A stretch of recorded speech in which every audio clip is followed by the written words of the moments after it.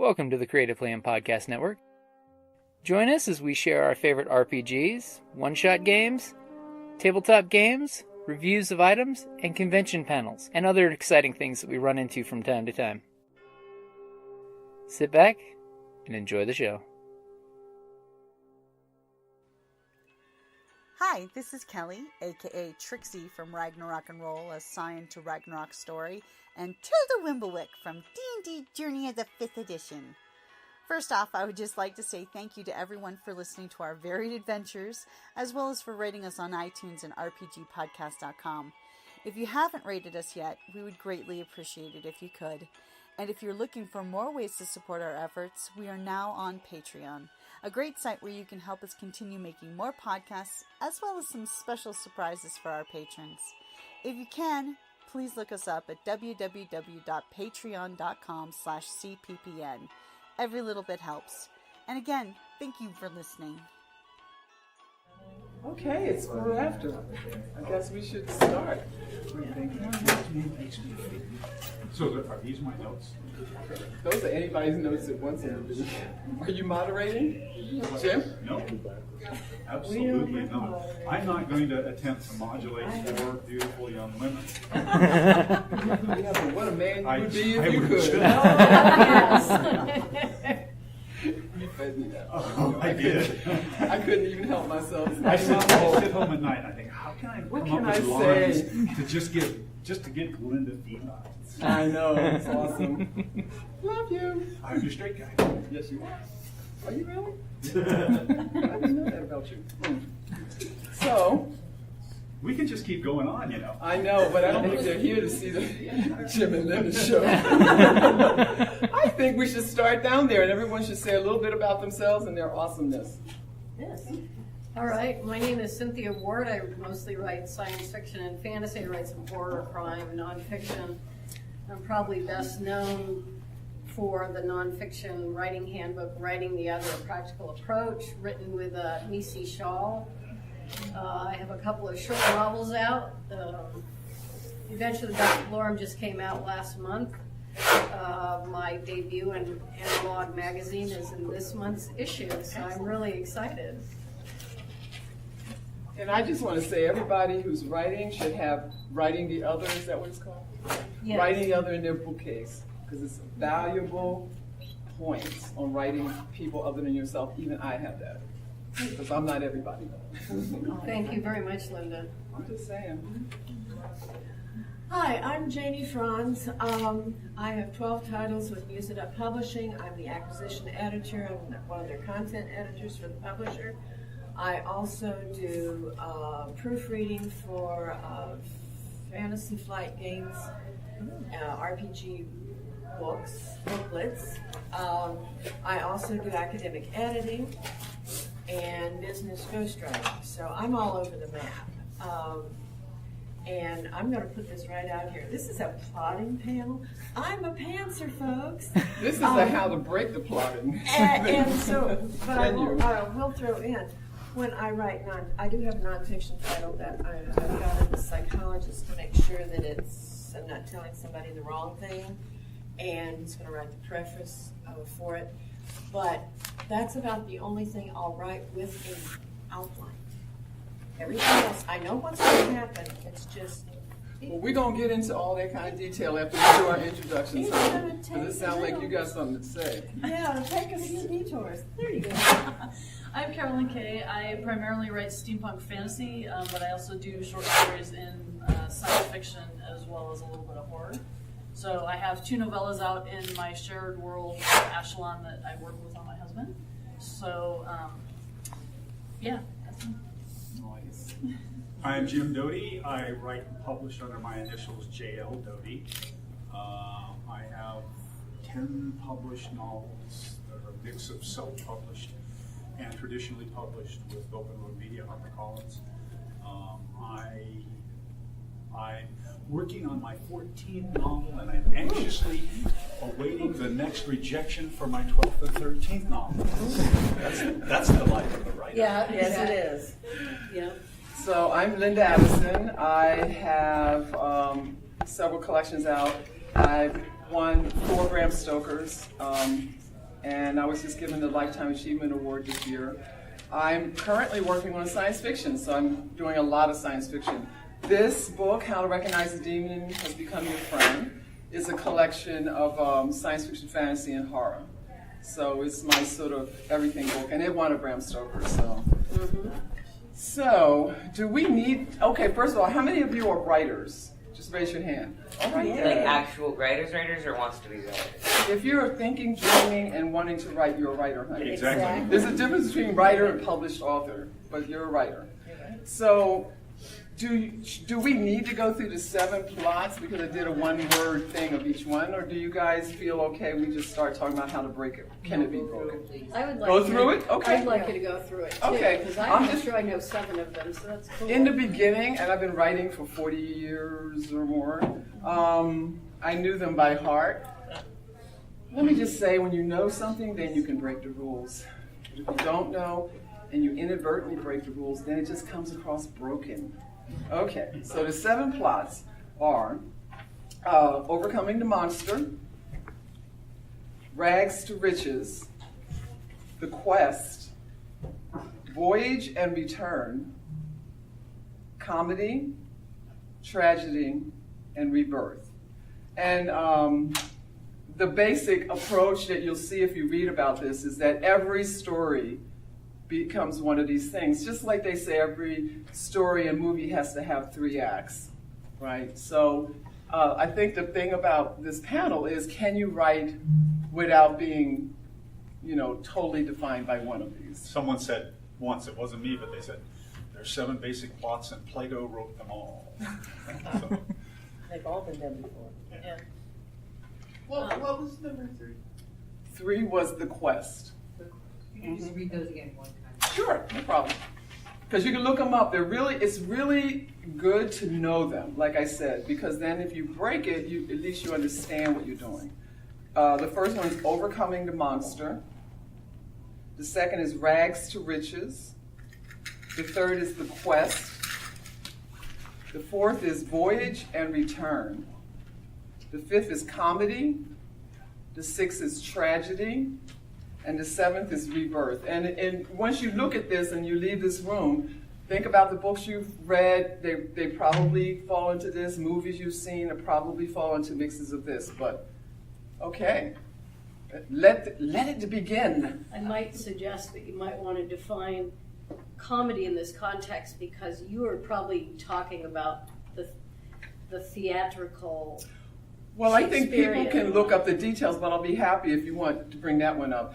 I have the computer here, because like I said, I had this memorized in the beginning, like how to use commas and semicolons, and that was 40 years ago, so I had to look it up.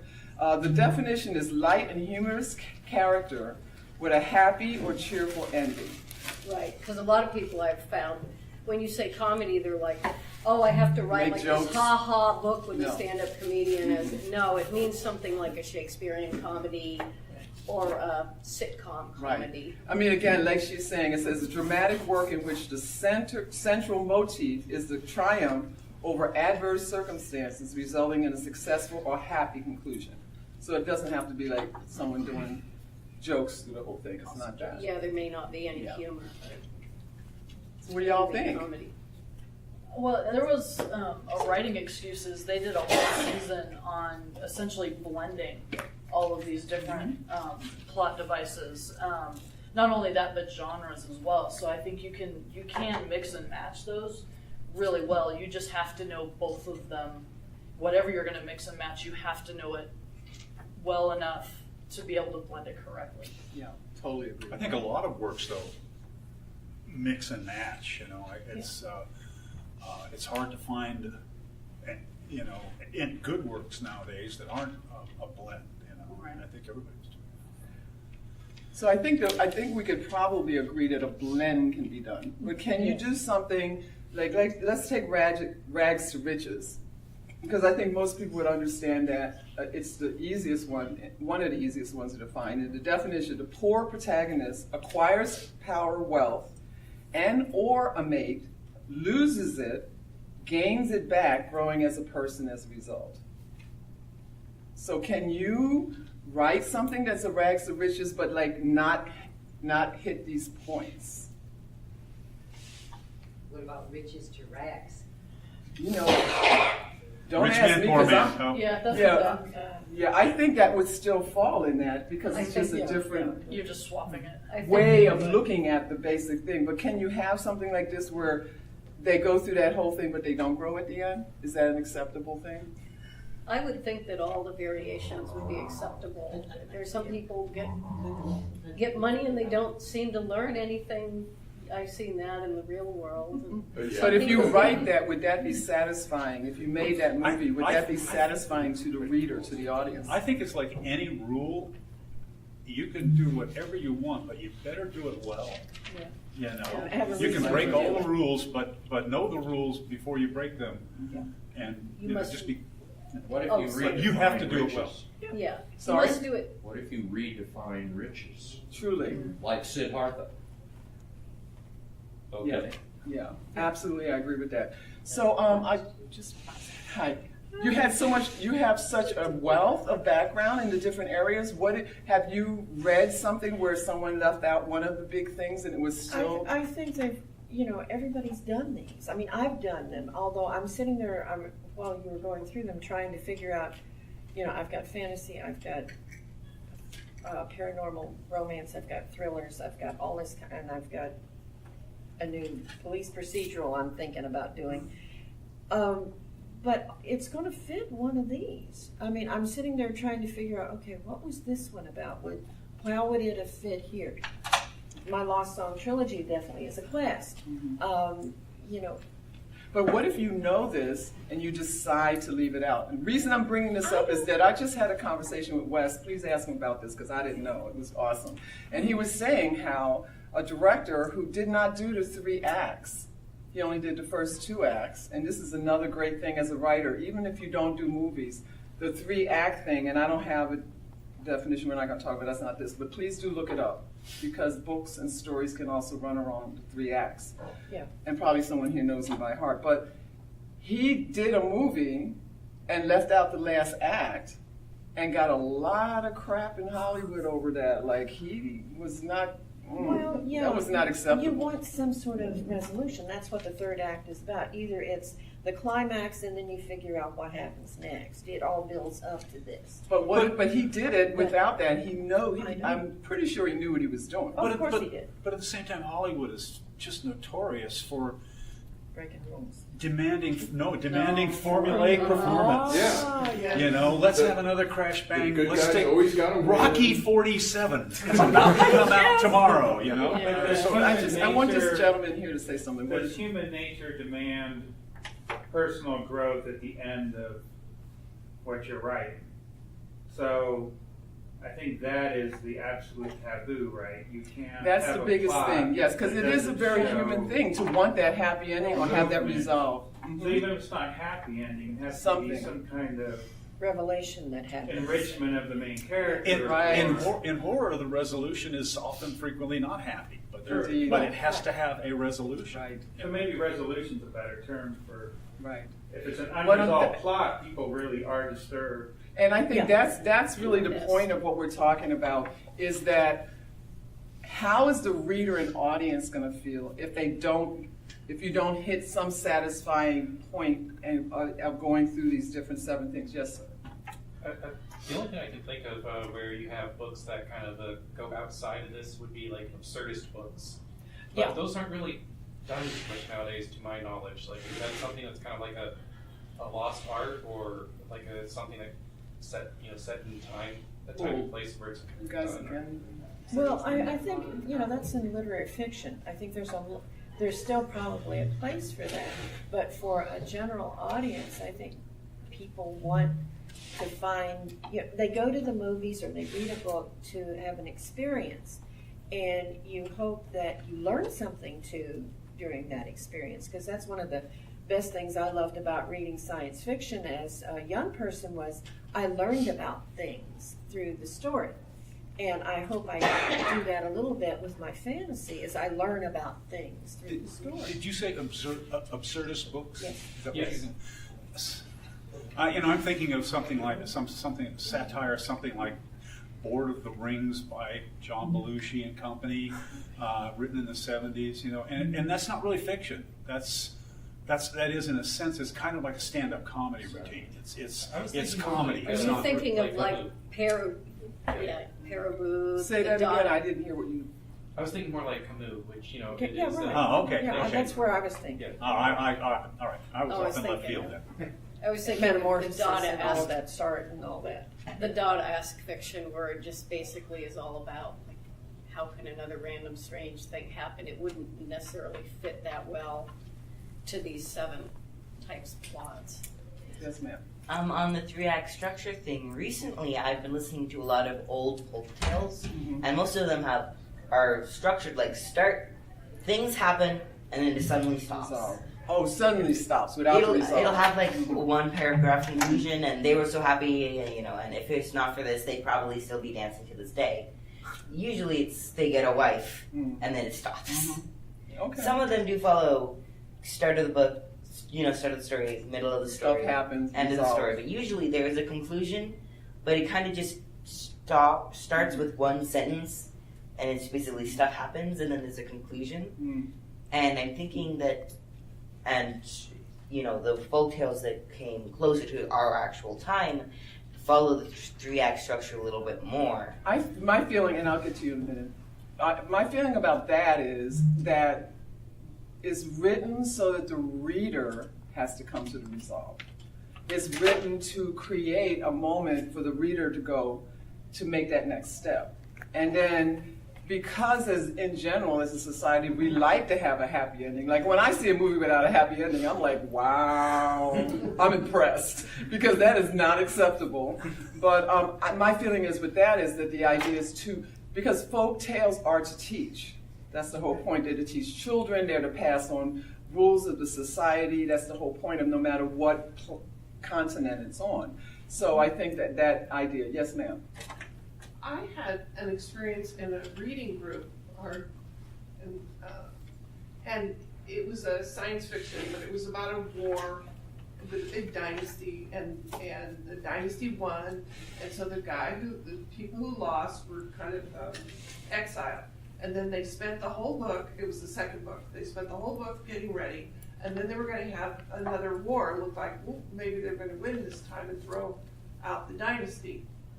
They had a big party, everybody got drunk on both sides, and that was the end of the book. And a lot of the people in our group thought it was okay, and I was like, That sounds more like my college years. I'm not sure about that. No resolution to that.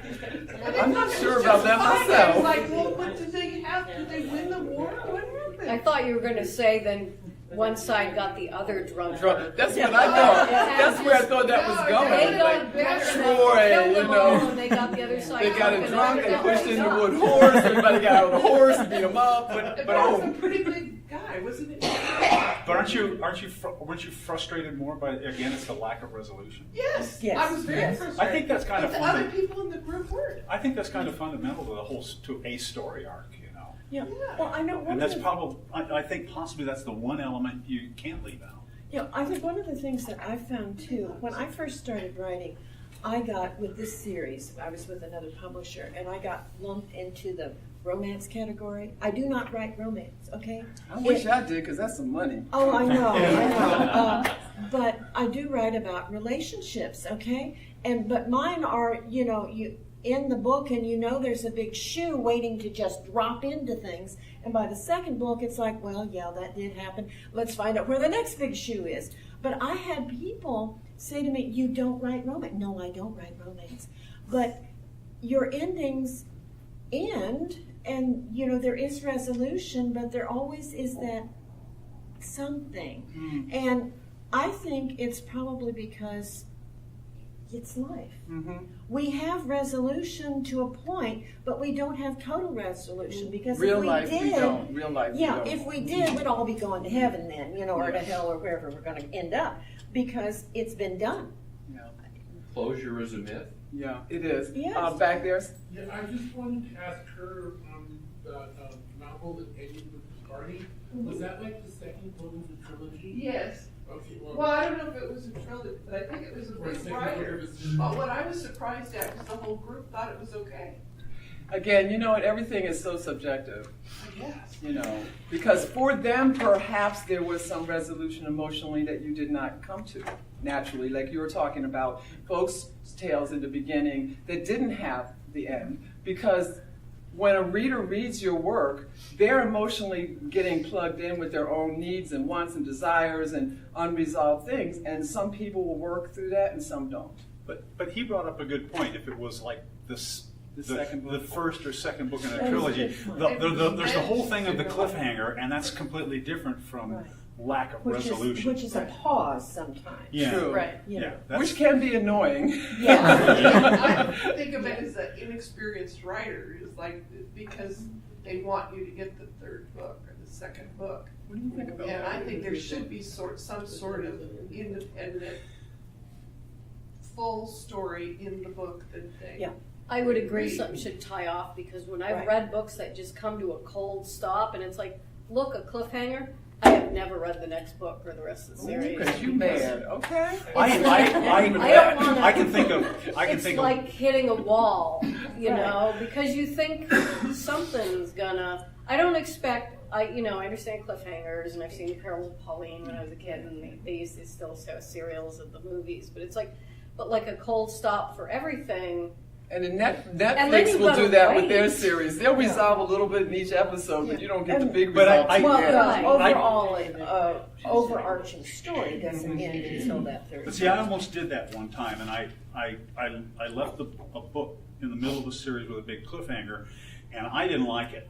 And so I went back, and what I did was I did have some serious resolution to some of the issues in the story, and then it was kind of my instincts were saying, no, I can't do it this way. So I had some serious resolution, and then the cliffhanger was almost like an epilogue, where one big plot element kind of was setting up the next book. Yeah, to me, it's kind of an issue of trust, where I have trusted you through hundreds of pages. Oh, dear. And I had a map. I drove along in my car. You increased the pace so that my car sped up, and then I ran into a wall. And it's kind of like, I know you're a good writer, but I just don't want to hit a wall. And I think that's why people have, and I think again, it's a very human need. No matter where you grew up on this planet, it's a very human need to go through a story and want resolve, even if we live in our lives without it. We want it. But you mentioned a very important word in that. You said the pace. And I think the pace creates an expectation. And if the pace near the end of the third book is creating an expectation for some serious resolution, then the cliffhanger is disappointing. But if your pace is that this is still going to be going on, you haven't set up an unrealized expectation. Yeah, the pace will hit things. Everything is going to full speed ahead in the sense that everything is going to come together, or most things are going to come together in some way, even if there's a sequel book.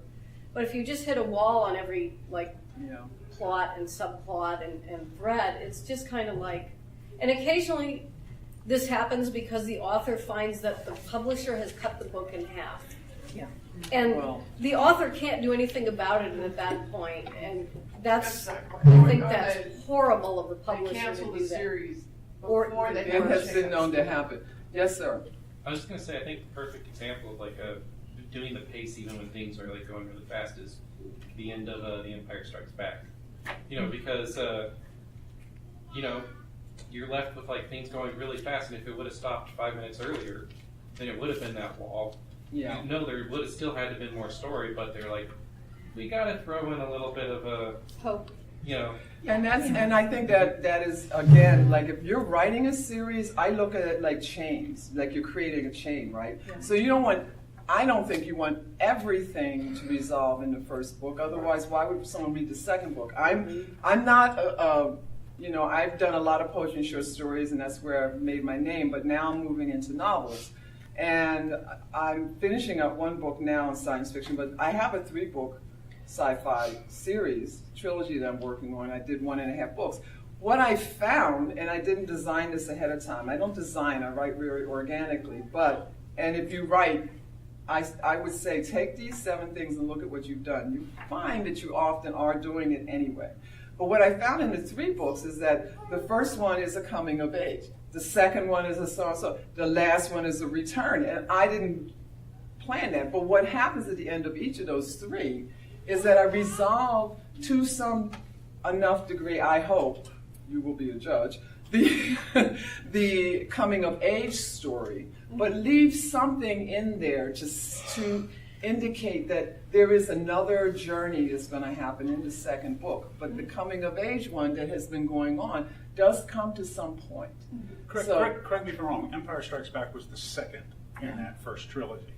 And I see it very commonly in trilogies that's been going on for about 20, 30 years now, 40 years, where the first book has a lot more resolution near the end, but doesn't resolve the whole plot. And then the second book very commonly has much less resolution going into the third book. And books are doing that, and they did that. You think that's like a natural? I see it just commonly. It's not uncommon. And Star Wars, that first trilogy, which was the second in the sequence because the first one really had them I'm all confused now, but you know what I mean. He knew all 6 books when he did those. He knew all 6 but they commonly, of those I see that really commonly in I think even the publisher, when they broke up Tolkien's book into 3 books, found a way of kind of doing that at the end of the second book. It left you with... There was more resolution at the end of the first book, not complete resolution. Then the second book really left you with kind of more of a cliffhanger. And so I think that's not an uncommon theme in the last 30 or 40 years, where the second book does have less resolution and more of a cliffhanger. There's kind of a lot of people think that in trilogies the second books are often they're kind of a bridge and they can be kind of saggy. And there's, I've heard the expression "second book doldrums." I really want to avoid that real bad. Thank you guys for bringing that up. Yes, ma'am. For me, I tend to enjoy works much more when they do break rules, or at least bend them nicely. But like you were saying, with the pace, it's giving you certain expectations. You can fiddle around with standards and break all the rules you want, but there needs to be something in there, kind of like the shotgun on the mantelpiece. Even if I don't recognize it when I first read it, something that's going to linger in the back of my brain to tell me that this is going to get broken, or that it's going to be an abrupt end and I'm going to have to buy the next book. Or if you can set me up from the beginning so it's not such a shock.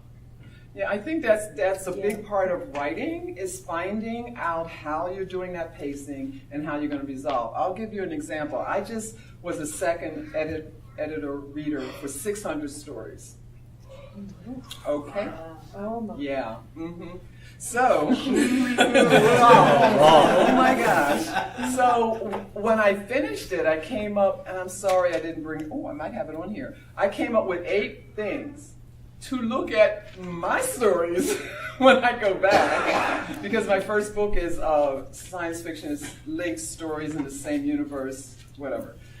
Because what I found were these kinds of things. One, the pacing would be like, the first paragraph would be great, boom, we're in, and then there's a 5-page exposition. Look back. Flashback. Flashback. You know what? No. Okay. So then the ones that got me were the ones that were beautiful, pacing, writing all the way through, and then at the end, what? No. I mean, there's just some things, and like I said, I put them on my Facebook page, but I have them in my little checklist when I rewrite to make sure my stories don't do that, because it's really important. I was slashing out more and more and more, and you could do a flashback, but it's got to be short and it's got to have energy. Yeah, and even the really bizarre movies, that the entire thing is nothing but time jumps here and there and everywhere. Again, I'm okay with that, but let me know it's coming, or do the movie that way. Don't promise me you're going to give me this beautiful linear thing, and then suddenly say, exactly. Oh, never mind.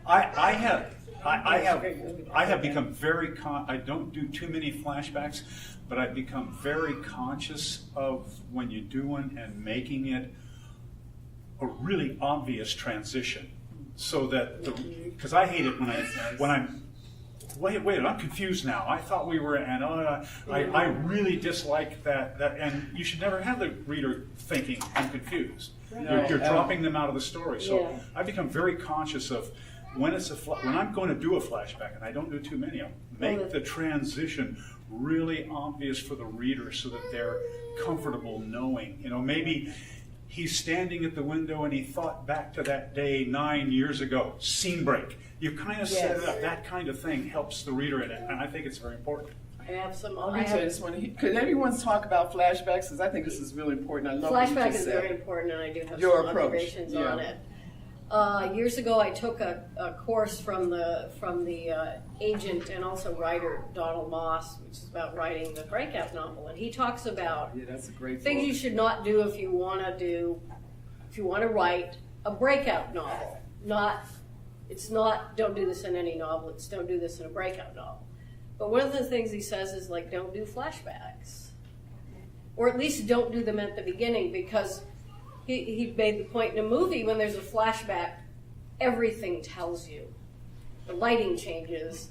You're in you go from a room to the top of the Grand Canyon, or different characters, or at least some different characters. Everything in a movie will tell you it's a flashback, and people are very sophisticated now at following that, even if there's a lot of them. Like, most people can follow Quentin Tarantino, whose timelines are completely chopped up and remixed. But in a book, what happens, and if you start reading for this, which I did after hearing this and taking this class, if you start reading books and stories, and a flashback happens, like right away, or like in the first chapter, maybe the first few chapters, it does slow you down. His point was not that flashbacks are bad. It was, in a breakout novel, especially at the beginning, do not have a flashback because somebody has just come into your book, they're trying to figure out where they are, and then you pull the rug out from under them and you're in a different place, maybe with all completely different characters, and the readers slow down because they have to stop. They basically stop. You never want them to slow down. They have to stop to figure out what the hell is going on now. This is different. And then when you come out of that, To the letter, I completely agree with you. yeah, and then you come out of it, and then the reader, again, because they're not watching a movie, they have to completely reorient again. So they should, I'm not saying don't use it, I'm saying use flashbacks in prose very carefully, because they're the only cues people have, and you're right, they need to be crystal clear, because it's so we think our writing is obvious, and then when I was Only accepted because at we wrote it. yeah, I was accepted at Clarion West '92, and I thought my fiction is so obvious. That's what I'm going to be critiqued for. And what I heard over and over again is I don't know what's going on. And that happens. What do you guys have anything else to add to this flashback? How to do it well? How not to do it well? I only used one flashback in one of my books, and now that I think about it, I probably shouldn't have done it. But is the book published? Yes. All right, it then. was okay then. Move on. That's what I say. Leave the past to the past. It's out there the next time. I bought it, and I wrote 2 more books. It wasn't just one of saying. these. It was my one of my other series. But I was young. This was an old manuscript that I updated, and it launched the rest of the series with it. But Sometimes you need them. I mean, I have things these are short novels or novellas. I have things where she thinks back to something It can be it's done necessary well. and then It comes can be forward done well. in time. Yeah. How about you? Yeah, I don't necessarily do flashbacks. I'll do callbacks, especially like in the second book in a series. You kind of do have to call back to the first one just to kind of remind the reader about something. Yeah, but I try and keep them super short. And like a simple reference to my main character ends up in the middle of an airship battle in the first book, and so which really impacts her going into the second one, and so that I call back to that, but I don't give a full flashback. I'll do a little bit like because she has PTSD, so for her she actually does get a flashback, but I try and frame it in the point of so it's consistent with the characters, right? So her vision goes red, and all she can hear is the roar of a cannonball in her ear. That kind of stuff, but I don't literally relive that whole scene again. I just give the little snippets that really kind of impact her. So sounds like a good way to go. Just a second. I was just wondering with like the opening scene and then flashback. I'm wondering if that isn't a lazy editor or writer who really wanted to start the book where they wanted to start it, but the editor said, "Oh no, you have to start on an action scene, and we have to move that kind of." Well, here's what I think is the rule in general, and like I said, you can break a rule if you know the rule. You do have to start and get the person's attention, and I can tell you this from reading 600 stories.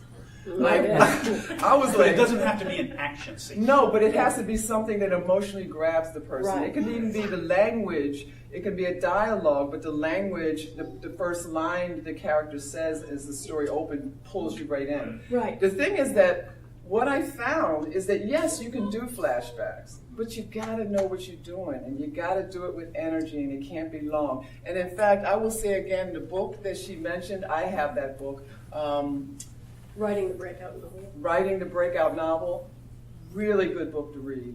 And again, I'm not one to live by rules, so I'm never going to say you shouldn't have a flashback on the first page. I have read some stories in the 600 batch that did have a flashback on the first page, but it was handled in a beautiful way that didn't throw me out of it. It probably was maybe more of a callback. I actually never heard that term.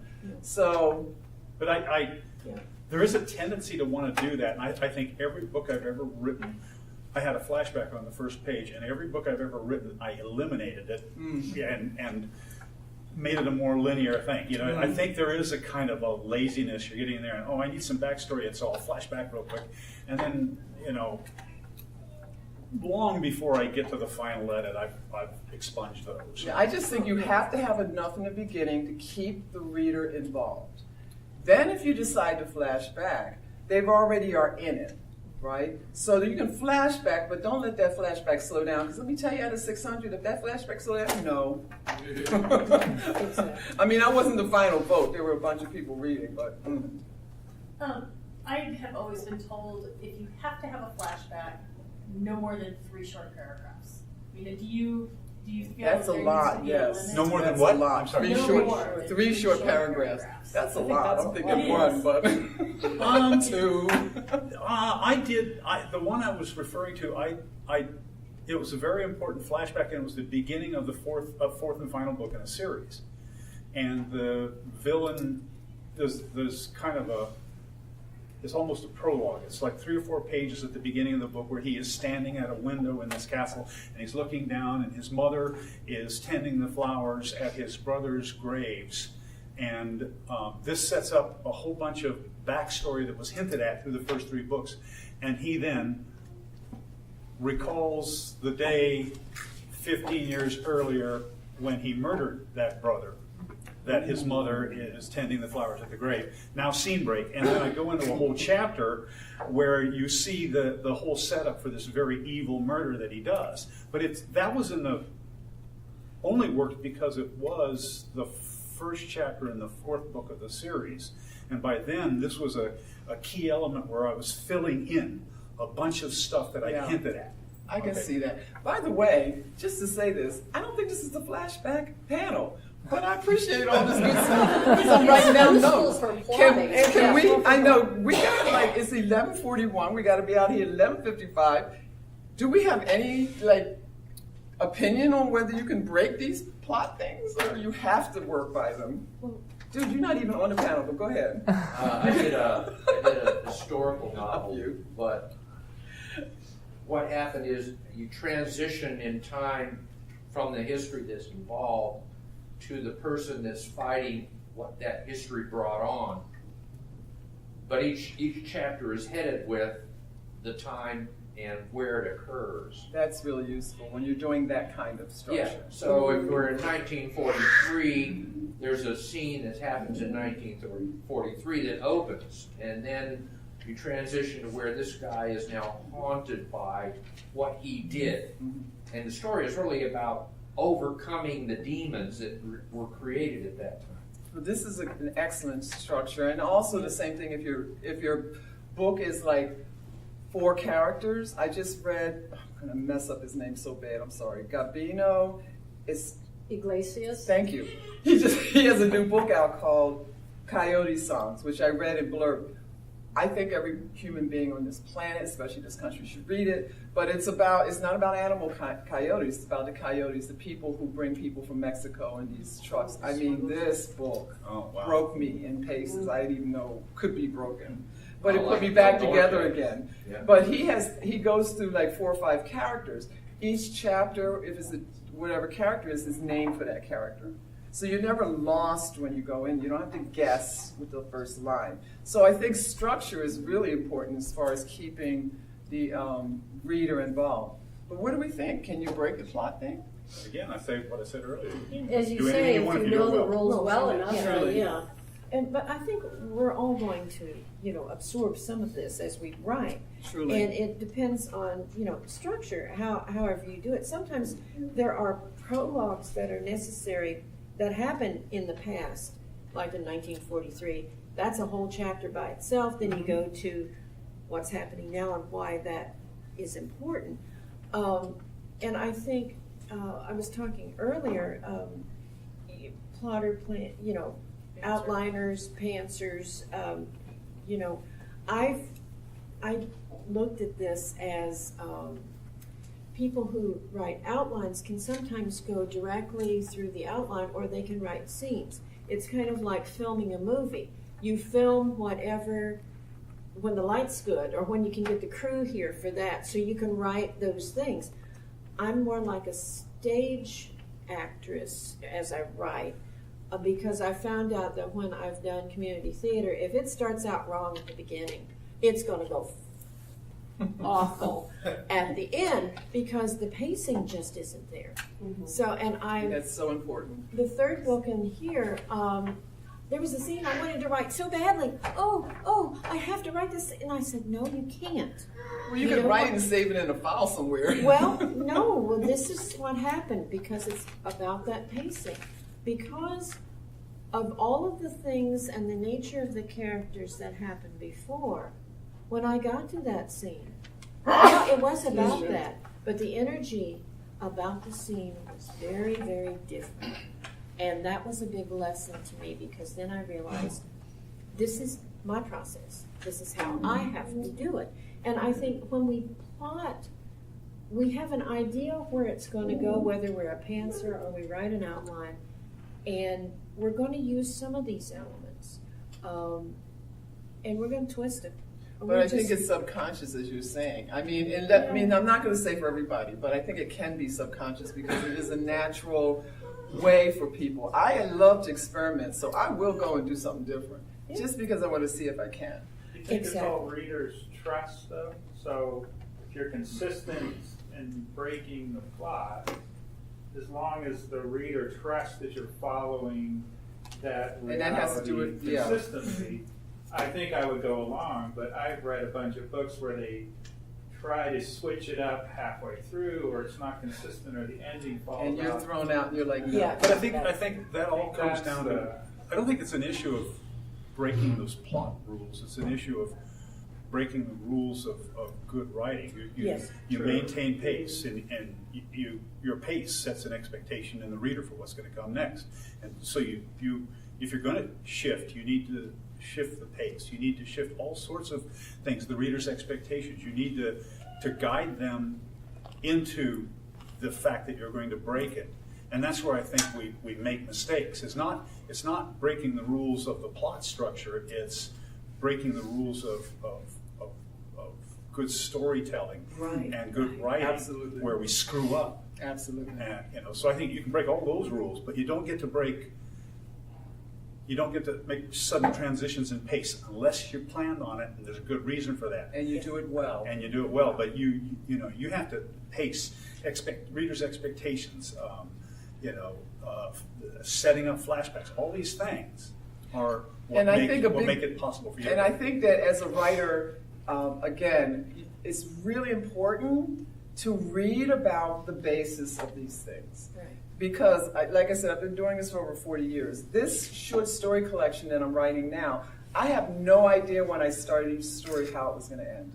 I had no idea. This is the first time I've ever done this. I just sat down and it came out. Why? I think because of 40 years of writing, Exactly. subconsciously, Yeah. it's just coming like a song through my brain. And now I'm almost 95% done. And these stories are all intertwined. I'm honestly not going to ever be able to explain how that happened. But again, it's because I've read so much, and I continue to. I'm always trying to learn. I'm always trying to get better. So I think I don't really believe you should read one of these and say, oh, I'm going to write a quest thing, read the rules and write it. I think you should write and then read and look at how it comes together with what you've written. And learn these things and let it become a subconscious thing, because I think it is a very human-based need to tell a story, to have a resolve, to have someone go through a hard-ass time and then get better. Things get better. I mean, that's a very human kind of system. I think that's why these things even became defined. Yes? But I think we've seen a trend of people saying, you know what, no, I want the story to be resolved. I want some kind of actual plot. In literary fiction, in the past 20, 30 years, a lot of literary fiction has essentially just been character studies, or, there's no real resolution, often there's no real plot. And the books that are bestsellers right now are technically genre books. The Gone Girl. I like how you think. The Martian. I want that to be so true. Is sci-fi. Yeah. And I think part of the reason, and the genre people are going, yeah, those are good. And the literary fiction people are going, oh, this is the best thing ever. Well, because it has a story. It has a story, that's and exactly so, right. I mean, I will admit I am really biased against literary fiction. I do not like modern literary fiction for the most part. But I think that it's been kind of a cool trend that, you know what, we tried this experiment where we didn't follow the rules, and we want the rules to be followed. I consider myself really ignorant because I pick up modern literary fiction and I go, wow, I'm bored. And I've also seen something wrong with it. I know there's something wrong with it. Yeah, people coming out of MFA programs, often sound like everybody's writing the same thing.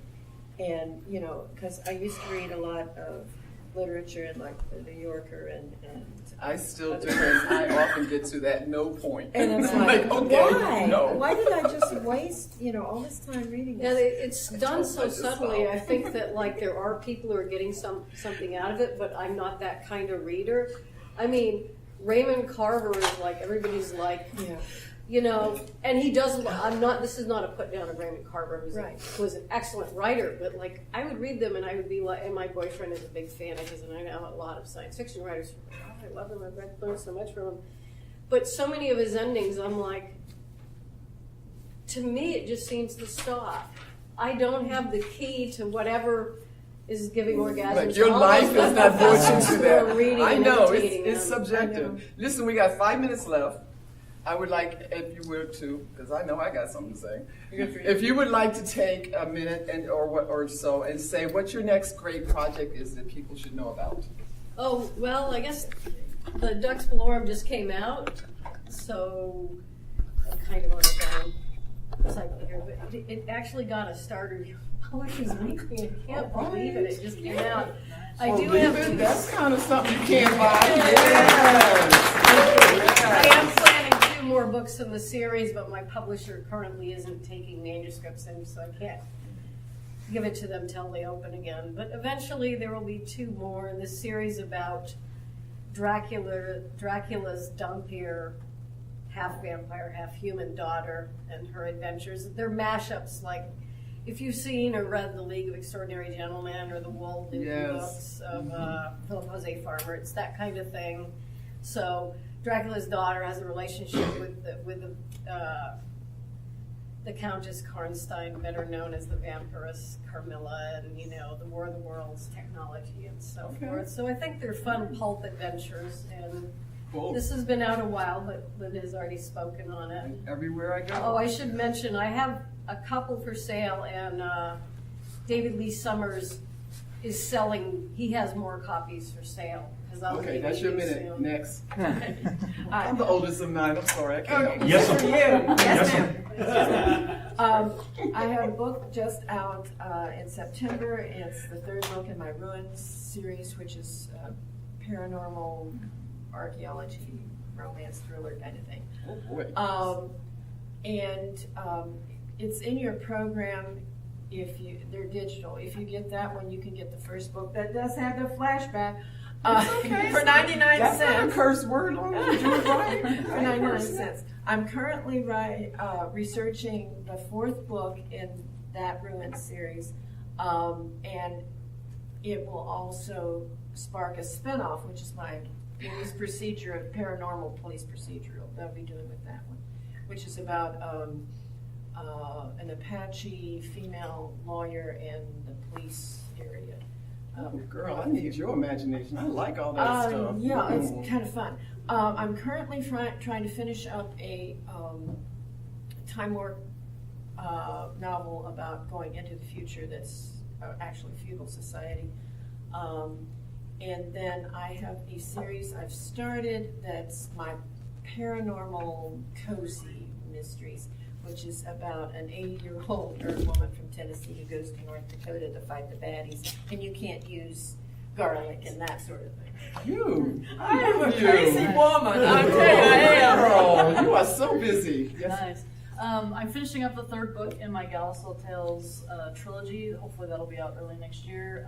And then I will be embarking on a 4-book, 4-author co-written series about Oriental steampunk. Excellent. Yes. Yes. Okay. I'm working on the 2nd book in the Black Sword Regiment, which is hard science fiction. I'm working on the 2nd book in the Valley of Bones series, which is a fantasy set in a Georgian setting.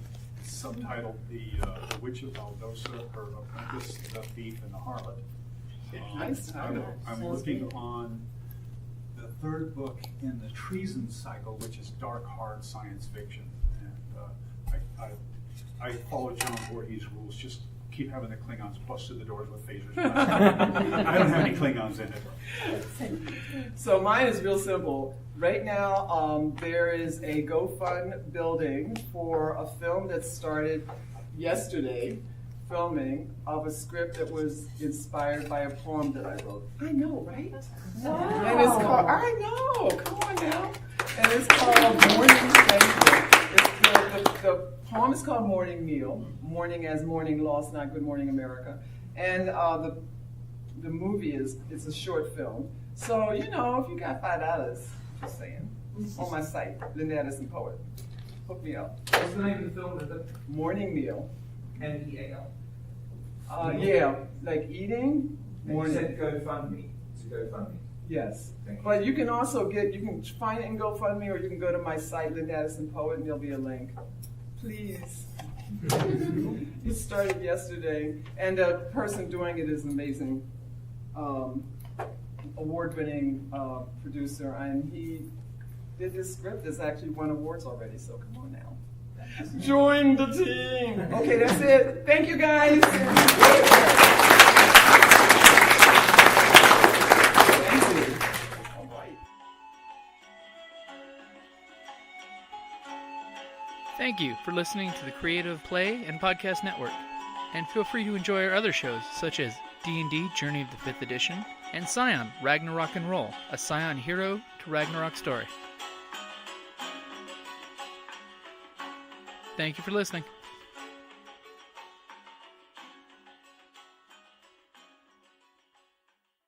Oh, and we have cards and bookmarks and, oh, I have a collector's card. Yeah.